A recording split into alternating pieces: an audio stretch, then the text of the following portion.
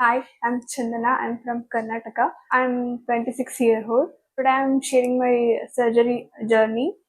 I have some problem on opening mouth and I have some pain on joint and clicking sound also since childhood. I am not bite properly and I have a snoring problem also. I have clicking sound in my joint when I opening mouth sometimes. Actually, I searched on internet the surgery is available or not, something like that.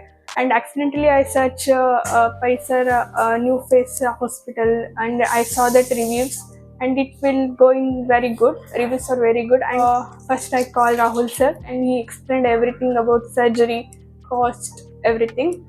Go back home and some discussion with my family. They told no, don't go there. And so I convinced my family members and came here. I got surgery. That surgery was very well and Parisar was so humble, but sir explaining everything, I get some confidence and go on the surgery.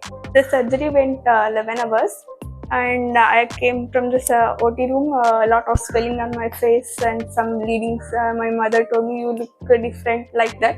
After some days the swelling goes come down and I'm looking okay, better. And I will stay here hospital in 9 days and daily I regularly come to check up here and now I feel normal. Today, third month day checkup.